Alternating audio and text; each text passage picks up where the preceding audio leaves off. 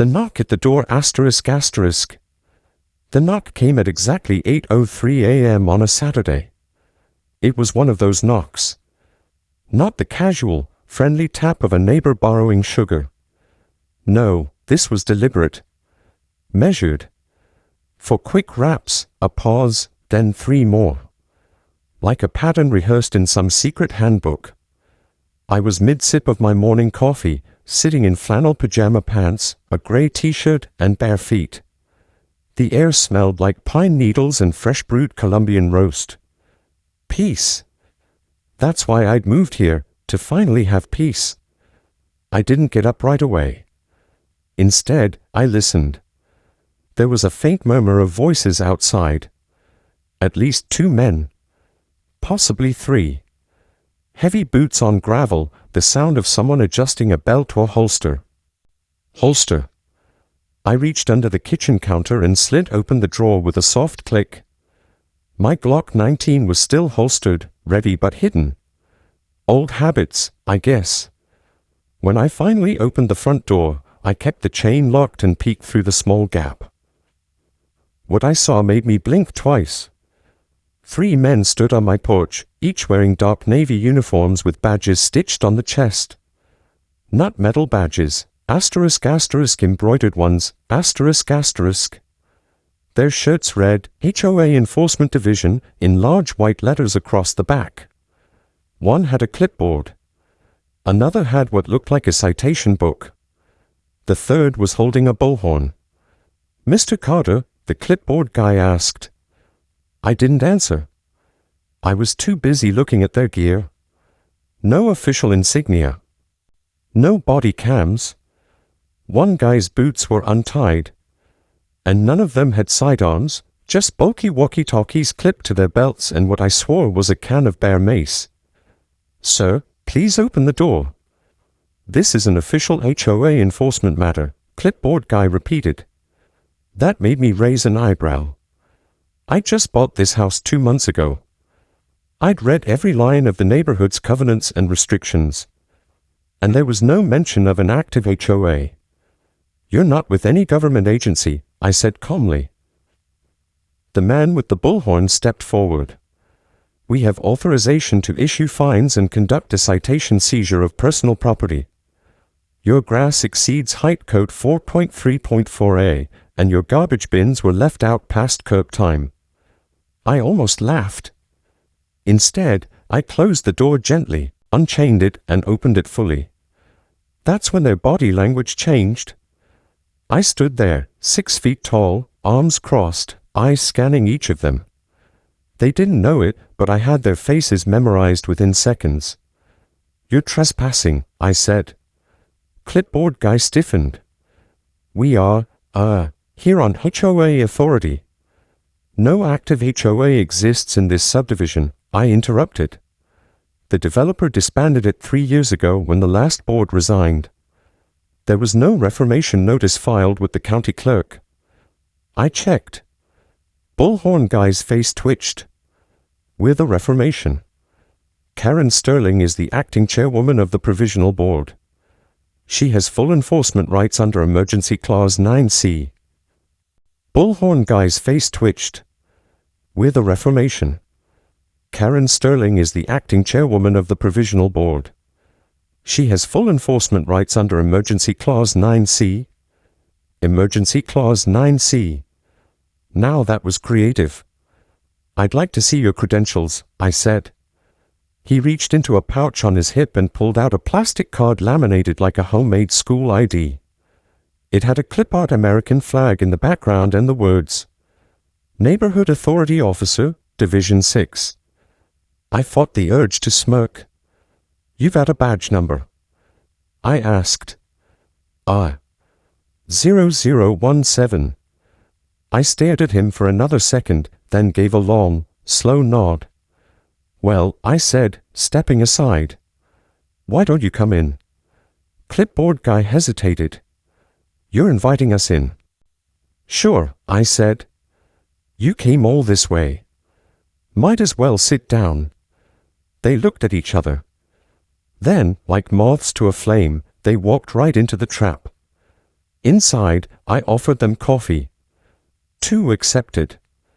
The third, bullhorn guy, kept scanning the room like he was in a SWAT raid. I let them sit on the couch and started asking polite questions. Tell me more about this Karen Sterling. What authority does she have? She's the founder of the reformed HOA, clipboard guy said. She filed neighborhood reclamation paperwork through, a private legal service. I nodded. So not through the county? No. Through the city? No. Just a private company. Exactly. I let that sit in the air like a bad smell. Do you have a copy of the complaint against me? I asked.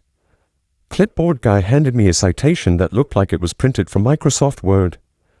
No official seal. No barcodes. Just violation, code 4.3.48 grass length. Fine $500 *. Underneath, it said in bold, non-compliance will result in property lien action ***.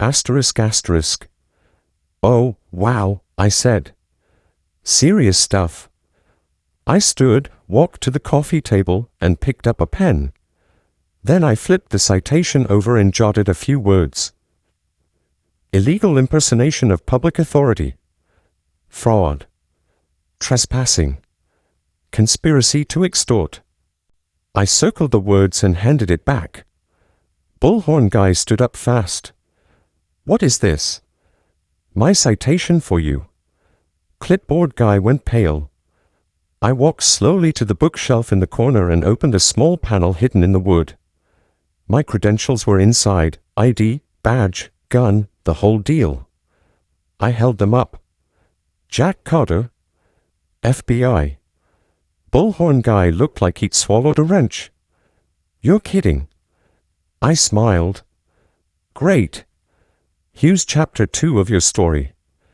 Fake HOA police came to arrest me, but I'm a FBI agent.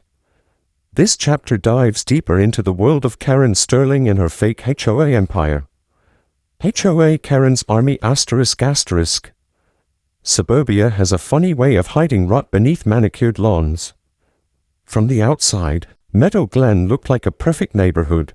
Brickfront homes, SUVs and driveways, porch swings, garden flags with phrases like live, laugh, love. But I had seen enough of the world to know when something looked too perfect, it usually. Karen Sterling wasn't always the neighborhood tyrant. At least, not according to the whispers I'd heard from my next-door neighbor, Mrs. Delgado, a sharp old widow who baked pies and hated drama, but somehow knew every bit of it. She used to be normal, Mrs. Delgado said, sipping iced tea on my porch. Back when her husband was alive. But after he passed, something changed. She got obsessed with border. Started writing down license plates. Took pictures of garbage cans. Even bought a drone. A drone? I asked. Said it was for aerial property inspection. But I caught her flying it over my backyard once. I threatened to shoot it down. Mrs. Delgado smiled sweetly. I was beginning to piece it together. Karen had authority issues. And when the real HOA dissolved, she didn't let go, she reinvented it. Not legally, of course, but loudly, aggressively, and with backup. ### back to present day. After I revealed my FBI credentials to her fake officers, the 3 men left with their tails between their legs. No threats. No citations. Just sweaty palms and a 1,000-yard stare. I figured that would be the end of it. It wasn't. 2 days later, I got a flyer stuffed into my mailbox. Warning HOA Emergency Meeting Warning ***. Hosted by Chairwoman Karen Sterling ***. Attendance is mandatory ***. Agenda. Unauthorized property alterations. Refusal to comply with neighborhood code. Consequences for hostile homeowners. Mandatory Huh. Well, now she had my attention. Hashtag the clubhouse. Wednesday night. I parked across from the old neighborhood clubhouse, a converted community center that hadn't been in use since 2018. But now it was lit up like a Christmas tree, with SUVs and minivans lined up outside. I slipped on a ball cap and jacket and approached from the side, out of camera view. Because yes, Karen had installed security cameras around a public building she didn't technically own. Inside, 30 or so neighbors sat on foldable chairs, facing a small podium where Karen Sterling stood like a preacher before her flock. She wore a red blazer and heels, hair teased into a perfect triangle. Her voice rang with the high-pitched authority of someone who'd never been told no. And that is why Code 4.3.4a must be enforced. We will not allow rogue residents to bring chaos to Meadow Glen. We are a community. We are a protected society. I recorded the whole thing from outside the window, using a parabolic mic to pick up the audio. We now have 3 field agents enforcing codes, she said proudly. We've issued 7 citations this week. And as of tomorrow, we will begin issuing property access orders for inspections. The crowd clapped. I could see faces I recognized, some clapping reluctantly. Others beamed like they were part of something big. That's when she said it. We've had resistance from one homeowner in particular. A Mr. Jack Carter ***. He believes he's above the law. I wanted them to break the law again, this time on camera. Because when the hammer dropped, I wasn't just going to shut her down. I was going to bury her operation. And all her little HOA soldiers with it. Absolutely. Here's Chapter 3, the secret files, written in proper paragraph format to ensure it reads like a full chapter from a novel. Approximate 5,000 words are being delivered in parts, starting with this complete and immersive chapter setup. Hashtag Chapter 3, the secret files. The thing about building a fake empire is that eventually, the paperwork catches up to you. And Karen Sterling. She was drowning in it. After the emergency meeting, where Karen publicly named me as a problem homeowner, I knew she wouldn't stop until she'd either broken me or driven me out of the neighborhood. I also knew she was way too proud to cover her tracks well. People like her always think they're untouchable. It was time to dig deeper. The next morning, I took a long walk through Meadow Glen under the excuse of morning exercise. In reality, I was surveying every camera on every corner of every house tied to Karen's little regime. I noted the direction they pointed, the timing of their sweeps, and which homes had HOA supporter signs staked in their front yards. Subtle branding, red and white placards with stars around the border. To the average neighbor, they looked like school board endorsements or political statements. But I knew better. They marked territory. The deeper I went, the more disturbing it became. Karen wasn't just issuing fines, she had turned enforcement into a full-blown surveillance operation. I saw Ring doorbells hooked into central Wi-Fi repeaters, motion-triggered drones parked on charging stations, and one house with a small camera aimed directly at a neighbor's backyard playset. All of it illegal. All of it happening under the radar. Back at my place, I reviewed what I'd recorded so far. The fake HOA meeting, the citations, the threats. But what I needed now was the back end, the records. How Karen filed her fake notices. How she processed payments. Who was helping her? There had to be someone doing the paperwork. Someone besides her. So I got creative. That evening, I accessed the county's public records database. Nothing sensitive, just the stuff available to any homeowner willing to wade through bureaucracy. And bingo! I found multiple liens filed over the past 18 months under a new but suspicious entity, Sterling Neighborhood Trust LLC. That name hadn't shown up before. I traced it to a UPS store in a nearby city, listed as a suite, but it was really just a P.O. box. Classic shell company move. Karen had incorporated it through an online legal service, then used it to generate fear. If she couldn't get the county to do her dirty work, she made it look like they had. Even had custom seal stamps made to look official. But what really made my blood run cold? The filing system. One woman, Mrs. Calhoun, nearly cried when I introduced myself. She thought I was there to collect a fine she hadn't paid in full. I told her the truth. I was an FBI agent working unofficially to investigate illegal HOA activity in the neighborhood. Her reaction told me everything I needed to know: relief, disbelief, and finally hope. They threatened to take my house, she whispered. Said if I didn't pay $200 for lawn violations and a missing fence permit, they'd place a lien and block my mortgage renewal. Did you sign anything? I asked. She nodded and handed me a copy of a contract. It had all the signs of fraud: no notary, no city seal, and a page of small print that waived her rights to arbitration. I scanned it and promised her she wouldn't lose her home.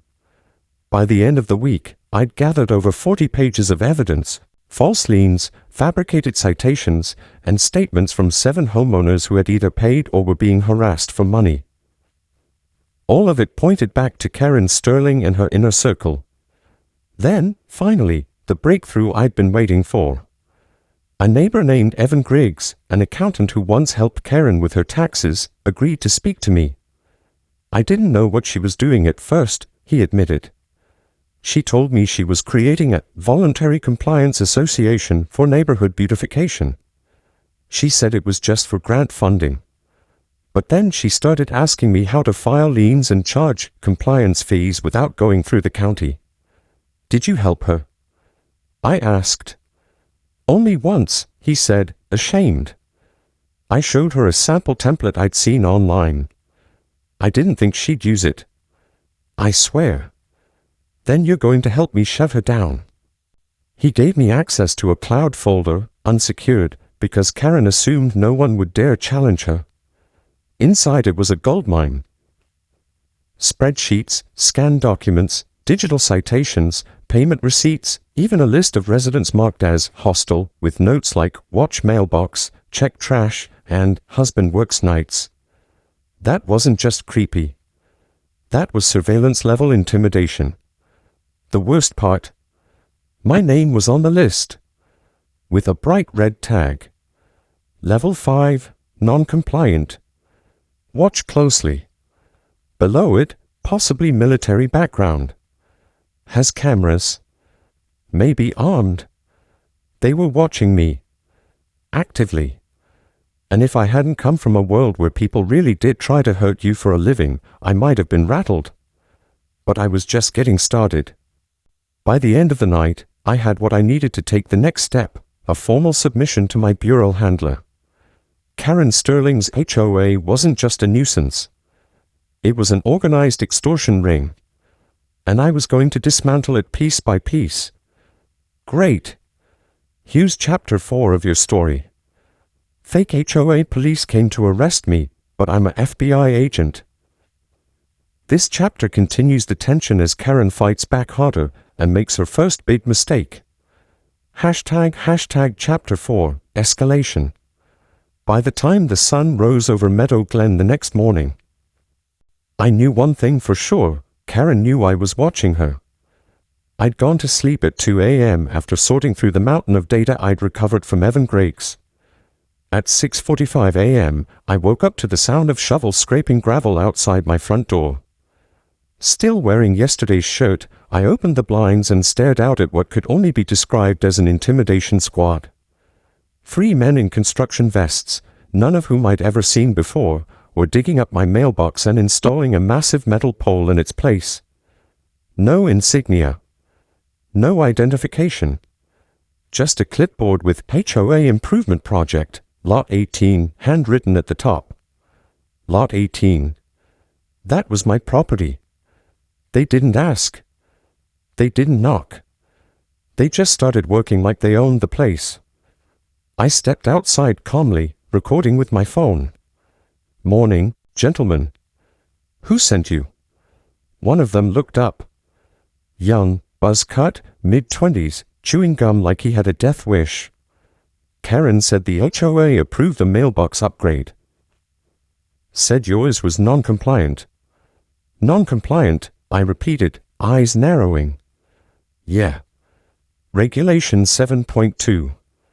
Something about height, rust, and I don't know, bird poop. I smiled. This isn't an HOA zone. It hasn't been since 2019. That regulation doesn't exist.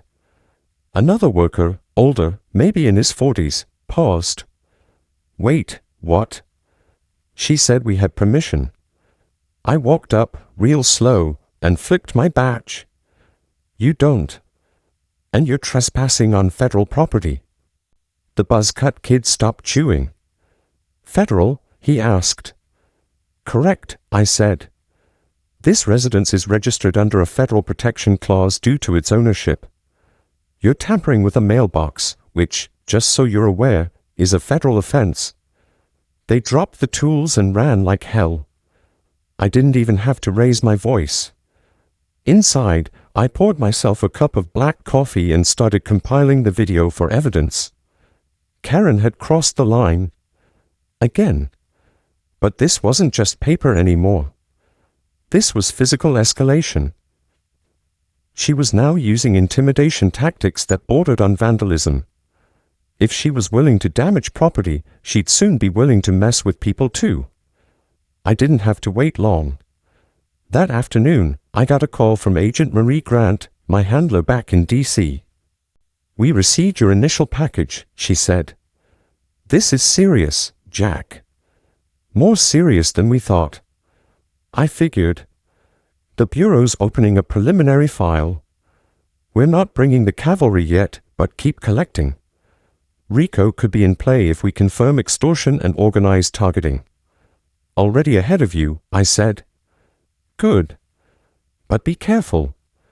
People like her, they don't go down easy. I hung up, sat down at my desk, and opened a folder I'd labeled Operation Queenpin. This was no longer just a rogue homeowner case. This was a full-blown suburban crime ring. Hashtag that night. Around 10:30 p.m., I spotted movement outside through my motion sensor monitor. A figure in dark clothes stepped up to my front lawn and dropped something near the base of my tree. I was already at the door before they turned around. Hey! I barked. The guy bolted. I sprinted after him, vaulting my front hedge and cutting across the street in 3 strides. He was fast, but I'd done this 1,000 times before. I tackled him behind a neighbor's Prius, pinned his wrist, and yanked the hood off. It was a teenager. No older than 17. Shaking like a leaf. I'm not a thief, I swear, he blurted. She paid me to do it. To do what? Put the letter there. That's it. Just drop the envelope. Said I'd get $50 if I didn't open it. I confiscated the note, helped him up, and let him go with a warning. Inside, I opened the envelope with gloves. Typed, bolded text. No signature. Cease your investigation. The HOA is watching. You're not welcome here. It wasn't just Karen's tone. It was her style, condescending and vague, pretending to be legal when it was anything but. She was spiraling.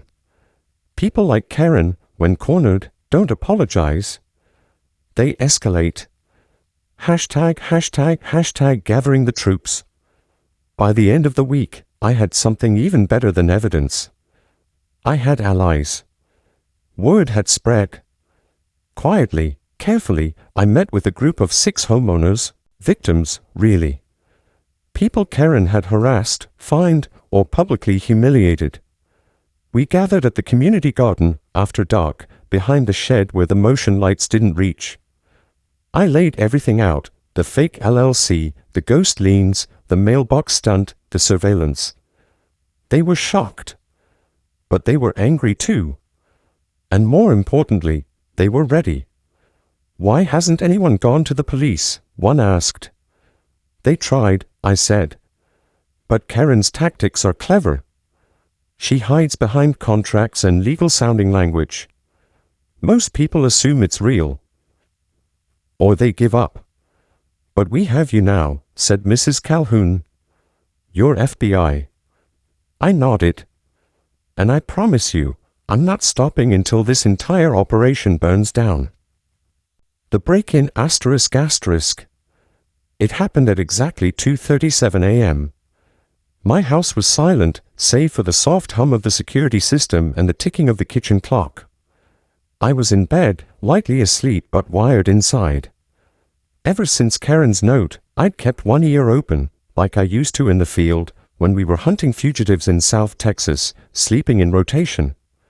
A faint sound broke through the white noise of the night. Clink! Clink! Then, a click, ***. Someone was picking my back door. I was up in one motion. I moved silently, slipping on a pair of soft-soled boots I kept by the bed. I reached the living room in 10 seconds, crouched behind the couch, and flicked on the silent alert on my phone. My entire property lit up in infrared on the tablet beside me. One figure. Backyard. No face mask. No gloves. Bold. I watched as the door handle jiggled again, and this time, it opened. He'd bypassed my secondary lock. That shouldn't have been possible. I had a reinforced door, high-security cylinder lock. Whoever this was knew what they were doing. Or thought they did. The figure crept in slowly, a flashlight barely flickering. He wore all black, hoodie, sweatpants, tactical boots. His shoulders were broad. He wasn't just a kid on a dare. He was a man. Built like someone who worked security, or thought he was enforcement.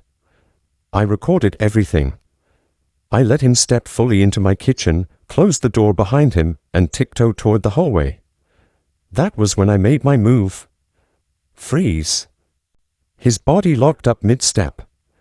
He turned slowly and saw the barrel of my Glock 19 aimed center mass. He dropped the flashlight, hands flying up. I'm just here to talk. Then you picked the wrong door, I said. Hands on your head. Knees. Now. He dropped to the ground. I kept the gun trained and pulled out my phone. 911, what's your emergency? This is Special Agent Jack M. Hopper, badge 62J, 7792. I have an intruder in custody at 2110 Rosewood Lane. Home invasion, attempted entry, possible burglary. 10 minutes later, the local PD pulled up. I holstered my weapon, handed over the footage, and gave my full statement. The intruder identified himself as Kyle Benson, a self-described neighborhood enforcement contractor. Translation: he was Karen's hired muscle. She said the house was empty. He mumbled to the officer as they cuffed him. Said she needed evidence of unauthorized renovations. I didn't mean no harm. No harm. He had lockpicks, a phone camera, and a taser in his pocket.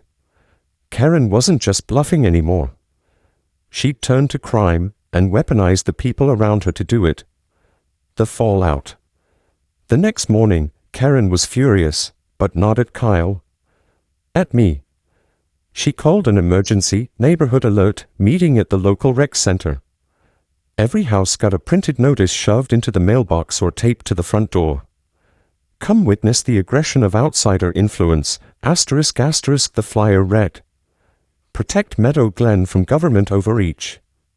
She really thought S. I walked in 10 minutes late, wearing jeans, a black t-shirt, and my bureau windbreaker. I stood in the back as Karen stood at the front, arms waving, fake tears in her voice, claiming that she'd been infiltrated by a rogue government agent using intimidation to shut down lawful neighborhood governance. She had about 20 people in the room, some loyalists, some just curious. Then I stepped forward. My name, I said clearly, is Special Agent Jack M. Hopper with the Federal Bureau of Investigation. I have opened an inquiry into the actions of one Karen Sterling, including but not limited to mail fraud, extortion, unlawful entry, impersonation of law enforcement, and RICO-related activities. The room went dead silent. Karen's face dropped. "You're lying," she snapped. I flipped open my badge. "Karen Sterling, we are currently in the process of reviewing over a dozen fake legal filings traced to your fake LLC. We've got video, we've got statements, and as of 2:37 a.m. this morning, we now have a witness who says you sent him to break into my house." Her jaw trembled. "Would you like to respond?" I asked. She didn't. Instead, she stormed out of the room. One of her loyalists followed her.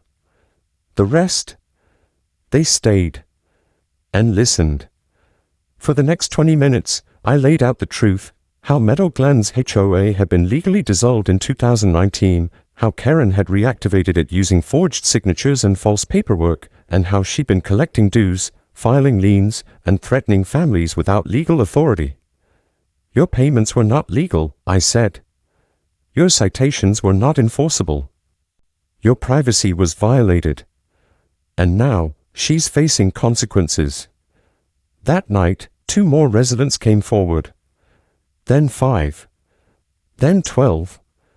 By the end of the week, I had a full-blown neighborhood alliance, dozens of people who'd been abused, shamed, or financially drained by Karen's fake HOA empire. We called ourselves the Rosewood Reclaimers. Not for politics, not for revenge, but for justice. And now, with a break-in on the books, Kyle Benson facing charges, and Karen cracking under pressure, I knew it was time for the next phase. We weren't just defending ourselves anymore. We were taking back the neighborhood. Absolutely. Here is Chapter 6, Operation House of Cards, of your story. Fake HOA police came to arrest me, but I'm a FBI agent. In this chapter, Agent Jack begins methodically dismantling Karen's fake empire from the inside, brick by fraudulent brick. Hashtag Chapter 6, Operation House of Cards. 2 days after the break-in, I stood at the edge of Karen Sterling's power and saw it for what it really was, a pyramid of paper lies. No real structure. No legal foundation. Just intimidation, silence, and fear. And now, the cards were falling. The FBI was officially involved. Though we hadn't kicked in any doors yet, I had something almost as good: leverage. My job now was to gather the last few missing pieces, and Operation House of Cards ***. 2 days after the break-in, I stood at the edge of Karen Sterling's power and saw it for what it really was, a pyramid of paper lies. No real structure. No legal foundation. Just intimidation, silence, and fear. And now, the cards were falling. The FBI was officially involved. Though we hadn't kicked in any doors yet, I had something almost as good: leverage. My job now was to gather the last few missing pieces, and set the trap that would finally collapse her whole fake authority. Hashtag digging deeper. I started with the bank records.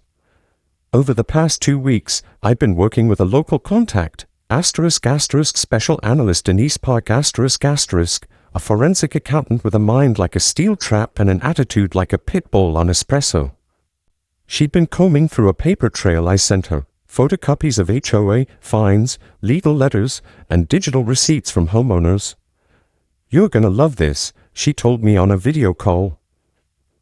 Karen's fake HOA account isn't just a local credit union account. It's tied to an offshore shell company in Belize. My eyes widened. Belize? Yep. Sterling Community Preservation LLC is registered to a holding company owned by, wait for it, her ex-husband's cousin, who works in crypto. It's all layered. Classic money laundering structure. Denise continued, she's been funneling tens of thousands from HOA dues into that offshore account for almost 2 years. Enough to buy a Tesla Model Y in cash, renovate her kitchen, and, get this, fund a side business selling fake parking enforcement uniforms online. She's got a side hustle impersonating cops, I muttered. Karen's not just crazy. She's organized. Which meant she was also vulnerable to RICO. Racketeer Influenced and Corrupt Organizations Act. All I needed was one more link, someone inside her operation, #### the weak link. I found him at the dog park. Tanner Hale, a 19-year-old college dropout who Karen hired as a code enforcement trainee. Translation: she paid him $12/hour to take pictures of houses and hand out fake citations. He was hanging out near the fence, feeding crackers to a golden retriever, when I approached. "Nice day," I said casually, walking up beside him. He glanced sideways. "Yeah. You work for Karen?" He tensed. "Kinda." "Not really. I'm just doing part-time stuff. You know. Community watch. She gave you a clipboard and a radar gun. That's not community watch. That's impersonating a bylaw officer." He looked around nervously. "Man, I didn't know. I thought it was real. She said we were doing good. Like, keeping property values up. She also said to break into my house." His face paled. Paper trail trap. With Melissa's resignation and half the HOA board in disarray, most people thought the fight was over. It wasn't. Sure, the red-letter violation notices had stopped. The fines were rolled back. And my boat, the Liberty Floats *, sat peacefully at the dock like a proud, floating reminder of sweet, salty victory. But beneath the calm waters, something was still off. Because despite the leadership shuffle, someone was still pushing the revised HOA rules behind the scenes. Secret memos, unofficial reminders, and vague threats started circulating again. Nothing official, no names, no board letterhead. But it was clear, someone from Melissa's camp hadn't gotten the message. They were trying to rebuild the old regime. So I laid a trap. A friendly mistake. It started with a fake violation. Well, fake on purpose. I crafted a dummy violation letter, almost identical to the ones Melissa used, same formatting, same tone, even the same phrasing. "Dear resident, you are in violation of Section V.B.2 regarding visual obstruction and lakefront equipment. Please remove all boats or receive a $500 daily fine." I signed it as HOA Compliance Director, a title that no longer existed. Then I printed 10 copies and handed them out to trusted neighbors, people who were in on the plan. I asked them to post them on their docks and porches without saying a word. Within 2 days, chaos erupted. The confusion begins. Panicked homeowners started calling the temporary HOA line. "What's going on? Are these real? I thought we voted these people out." By the time the third call came in, the new interim board was calling an emergency meeting. That's when I made my move. Presenting the evidence. I attended the meeting with Charlotte by my side, again in her blazer and boots, this time holding a thick folder labeled Fraudulent Communication Log. She handed it to the new chair, Darren. One of the few original members who'd actually stuck around and tried to do the right thing. Inside the folder were my dummy letters, side-by-side comparisons to Melissa's old notices, a detailed forensic breakdown from Charlotte's assistant proving that the formatting, fonts, and header spacing all originated from the same laptop Melissa used during her term. "Oh," she added, pulling out one last paper. "And here's an anonymous email, sent from the HOA's internal Gmail account just last week, pressuring the new board to resume stricter enforcement." The email had a name. Richard West, ***. The puppet behind the curtain. Richard had never formally resigned. While Melissa had walked out in dramatic fashion, Richard had claimed medical leave and quietly disappeared from meetings. But apparently, he'd been pulling strings in the background, hoping the board would stumble so he could slide back in under the radar. "Too bad we've been watching," We now had enough evidence to show he'd impersonated HOA authority, accessed confidential fi.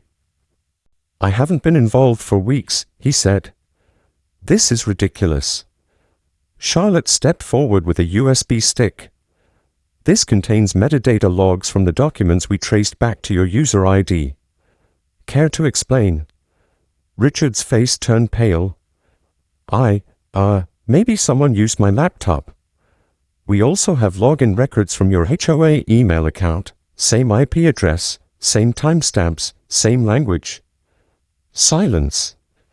Then, for the first time since this war began, Richard gave up. "Fine. You people want to turn this into a circus. I was just trying to maintain order." Charlotte didn't even flinch. "You were trying to control a neighborhood by illegal means. You're lucky we're not pressing criminal charges." Richard was expelled from the HOA by unanimous vote. Sealing the loopholes. After Richard's exit, we got to work sealing every backdoor he'd ever used. Passwords were reset. Former board member access was revoked. Old laptops were confiscated. A new system was put in place requiring community-wide notification and notarized verification for any future policy change. All emails and mailings had to carry a unique QR code verifying authenticity. Charlotte called it the Community Truth System. I called it common sense. Community wins. With order finally restored, the mood around Lakeside changed. People were smiling more, walking their dogs without looking over their shoulders. Kids played near the dock again. Even the couple who had previously taken down their hammock for violating tree weight load regulations, yes, that was real, put it back up. The HOA, once a feared symbol of control, had become what we intended all those years ago, a team of neighbors helping neighbors. Trish was elected as the new vice chair. Darren became the acting president. And me. I was asked to return as an honorary board advisor. "Only if I don't have to wear a tie," I joked. The letter. One afternoon, about 2 weeks after Richard was removed, I walked out to my dock and found something wedged beneath the wooden bench. A handwritten note. "You got me. But you forgot, people like me always find their way back. See you around." I stood there for a long while, reading it over. Then I folded it neatly, lit it with a match, and let the ashes drift over the lake. Let him try. I'd built this lakefront community from the ground up. And now, I was just getting started. The silent election. The firestorm had settled, but a new challenge loomed. The HOA election, ***. The very foundation of our neighborhood's leadership was about to be restructured. For the first time in years, there was real interest in who ran the board. No more unopposed walk-ins or default positions filled by whoever brought donuts. After Melissa's fall and Richard's exposure, the homeowners were awake, alert, **watching**. And when people are watching, the ones who want quiet control tend to panic. That's where the silent campaign began. A whisper campaign. It started subtly. Little notes slid into mailboxes. Vote for stability. Let's keep the neighborhood safe. Don't let chaos return. No names. No candidate disclosures. Just vague slogans in elegant fonts on glossy paper. Then came the neighborly visits. Friendly chats on driveways that somehow circle back to who's running for the board. There was even a wine and cheese community night hosted by someone no one knew, but sponsored, apparently, by a few concerned citizens. Charlotte, ever the watchdog, analyzed one of the flyers.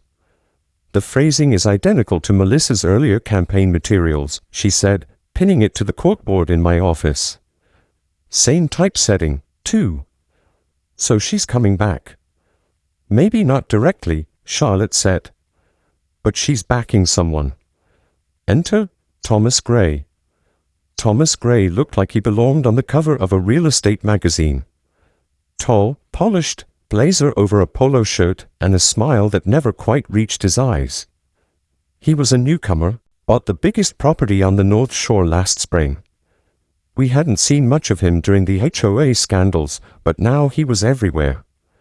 Helping at cleanup events, donating to the clubhouse repainting fund, volunteering for the Community Growth Task Force. Then he announced his candidacy for HOA president. The flyer read, Thomas Gray. For order, efficiency, and forward momentum. Underneath, in fine print, endorsed by the Lakeside Improvement Council. Charlotte circled the bottom line. There's no such council, she said. Playing politics. We knew what was happening. Melissa was done, publicly. But she hadn't left the game. She was running Thomas like a shadow candidate, someone who looked fresh, respectable, neutral. But if he won, the rules would come back, the silence would return, and the Liberty Floats might find itself ticketed into oblivion again. Darren, the interim president, decided to run officially.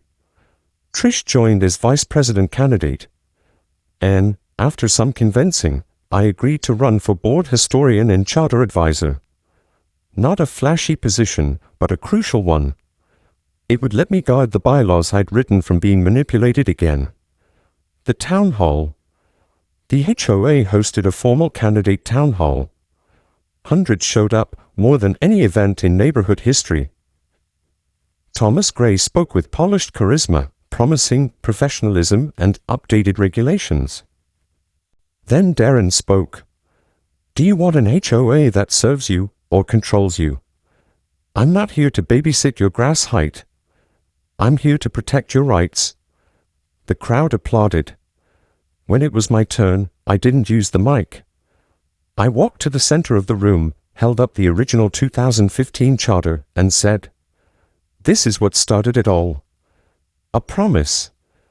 A handshake between neighbors. Not a rulebook for punishment, but a guide for respect. Let's not forget that. The room went still. No applause. Just silence. But not the kind Thomas wanted. This was reflection, ***, door to door. Over the next week, Charlotte organized a quiet, honest campaign. We didn't use glossy flyers or slogans. We knocked on doors. We listened. We asked what people wanted and what they feared. And time and again, we heard the same thing. We just want peace again. No more threats. We want to enjoy the lake without wondering if a letter's coming in the mail. So we gave them that promise. Face to face. No slogans. No tricks. Just neighbors. The ballots. Voting day came. Lakeside used a hybrid ballot system, physical votes submitted to the HOA Dropbox and digital ballots via a secure online portal. Trish manned the clubhouse. Darren walked the lake. Charlotte oversaw the digital logs, ensuring no irregularities. That night, we counted votes live, projected on a screen at the clubhouse. Thomas smiled confidently the whole time. Until the results rolled in. President **** Darren Collins, 72%. Vice President **** Trish Ramirez, 68%. Historian and Charter Advisor *** Jake Miller, 94%. When my name popped up, there was a gasp, then laughter. Then, applause. Thomas left without saying a word. The aftermath. The new board was sworn in the next morning. I was handed the same binder I'd drafted 10 years ago, with a few new signatures added. Charlotte closed the meeting with a toast. To memory. To community. And to boats that don't go quietly. We all laughed. But deep down, we knew something had changed. Not just the names on the board, but the people themselves. They cared now. And maybe that was the biggest win of all. Anchored in law. Victory felt good. But in the world of HOA politics, feeling safe and being safe are two different things, asterisk asterisk. Sure, Melissa and Richard were out. Thomas Gray had quietly withdrawn from neighborhood events. The Liberty floats still bobbed on the water, undisturbed. But a question hovered over all of us like a storm cloud. What if this happens again? We'd seen how fast good intentions could curdle into power plays. How a few silent rule changes could lead to thousands in fines, destroyed reputations, and broken trust. I didn't want that for Lakeside, or for any community. So I picked up the phone. It was time to anchor everything in law. Building the legal foundation. Charlotte answered on the first ring. "I figured you'd call," she said. "What's the plan?" "I want to make it impossible for another Melissa to rise again." She didn't miss a beat. "We rewrite the charter, again. This time, we bulletproof it." We agreed to meet at the community center that weekend. Charlotte brought a copy of the original 2015 charter, the revised and illegal 2024 version, and a third binder marked Reform template. Darren, Trish, and 2 new board members joined us. For the next 8 hours, we rewrote everything. Not because the original was bad, but because the system needed fail-safes. Here's what we added. Transparent policy amendment procedures asterisk asterisk all new rules had to pass a supermajority vote, 75%, and be announced 30 days in advance. Digital archive access asterisk asterisk every homeowner would get 24/7 online access to all past and current policies, voting records, and meeting minutes. Third-party legal review asterisk asterisk any regulation involving fines, liens, or property rights had to be reviewed and stamped by an outside law firm. Anti-retaliation clause asterisk asterisk board members caught targeting or intimidating homeowners would be immediately suspended pending review. And my personal favorite, legacy clause. All original authors of the charter would remain honorary lifetime advisors, empowered to contest policy shifts with majority homeowner support. Charlotte called it Jake's Law. Presenting the new charter, we hosted a community barbecue to roll out the changes. No suits. No speeches. Just food, music, and neighbors flipping through copies of the new charter while sipping iced tea and admiring the lake. "I can understand this," one resident said, flipping through. "It's not legalese anymore." "That's the point," I told her. "It's your neighborhood. You should be able to read the rules that govern it." There were kids playing catch. Dogs chasing each other. The scent of ribs in the air. It didn't feel like a legal presentation. It felt like freedom. The county meeting. The next step was registration. We scheduled an official presentation to the county clerk and Property Association Regulatory Board. Charlotte and I arrived early, both of us dressed like we were about to testify before Congress. She led the meeting. I sat quietly until the end. When the board asked if I had anything to say, I stood, looked every member in the eye, and said, "I've watched a boat become a battleground. I've watched a neighborhood nearly collapse over the fear of letters in mailboxes. This isn't just about regulations. It's about people. It's about giving them control over the place they call home. This charter doesn't just protect property, it protects peace." They voted unanimously to approve it. Hashtag, hashtag, hashtag a ripple effect. Word started to spread. A nearby neighborhood, Brookside Ranch, reached out for help revising their own charter. Then another. And another. Charlotte's inbox filled up with requests from communities asking, "How did you do it? Can we borrow your legacy clause? Will Jake talk to our board?" I didn't want to become a crusader. But if our mess could help prevent someone else's, maybe it was worth it. So Charlotte and I created a short guide, anchored in law. A homeowner's Bill of Rights. We published it online, free to download, with examples, templates, and tips for dealing with rogue HOAs. And just like that, The ripples spread. A visit from Melissa. It was bound to happen. She showed up one afternoon, standing at the edge of my dock like a shadow from the past. "I heard you're a celebrity now," she said. I didn't stand. I just sipped my coffee. Not by choice. She stepped closer, arms crossed. "I made mistakes. That's true. But I wasn't wrong about everything." I met her gaze. "No. You just forgot that power is supposed to serve people, not rule them." She didn't argue. Just stood there, silent. "I lost everything," she finally whispered. "Friends. Respect. My seat at the table. You tried to take it by force," I said. "Next time, try earning it." She turned and walked away. I didn't stop her.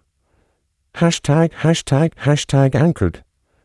I spent that evening floating on the Liberty floats, beer in hand, watching the sun dip low behind the trees. I thought about everything. The letters. The hearings. The schemes. The wins. The losses. And I smiled. Because I wasn't just docked. I was anchored. In law. In memory. In a neighborhood that now understood what it meant to fight, not against each other, but for each other.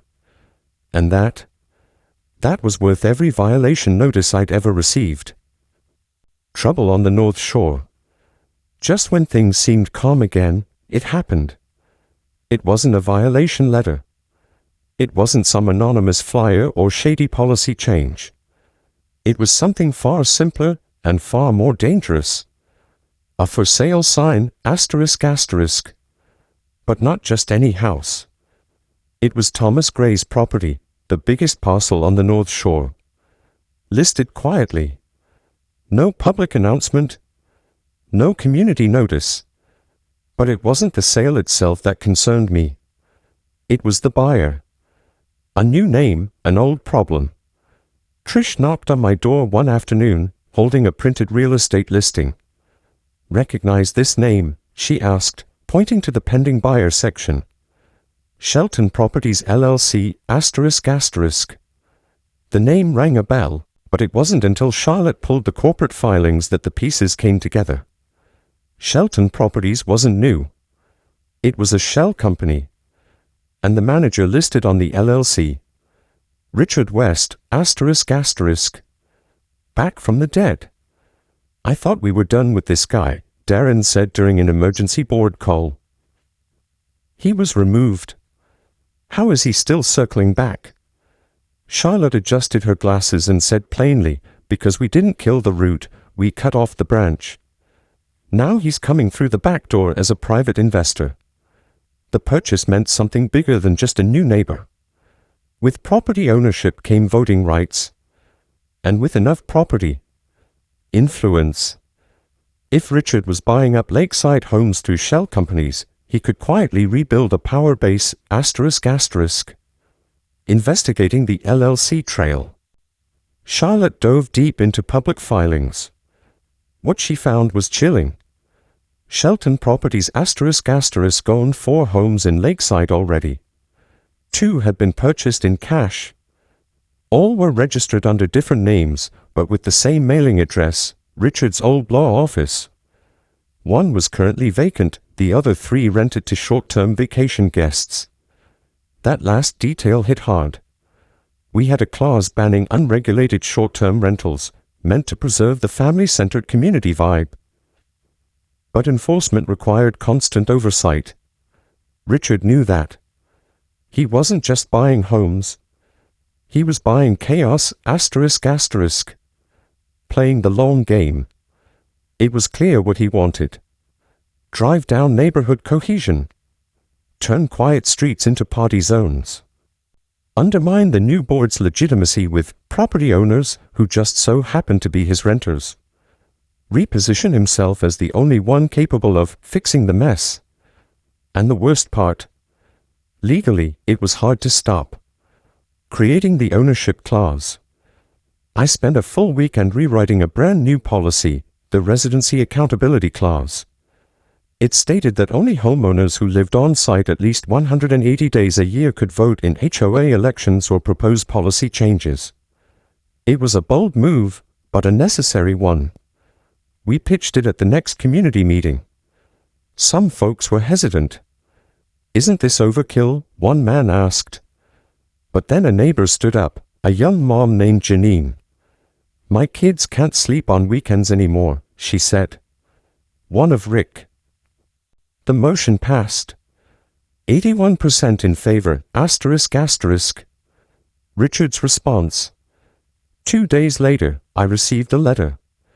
This time, not from the HOA. It was from an attorney representing Shelton Properties. The recently enacted Residency Accountability Clause is discriminatory, anti-business, and unconstitutional. We demand its immediate repeal. Charlotte laughed out loud when she read it. "He doesn't have a legal leg to stand on," she said. "Our policy mirrors state residential community codes. Let him try." But the letter wasn't the real threat. The real threat was Richard's persistence. The hidden meeting. It was Trish who caught it. She was out walking her dog when she saw a small gathering at one of the North Shore homes. 5 men in suits. Clipboards.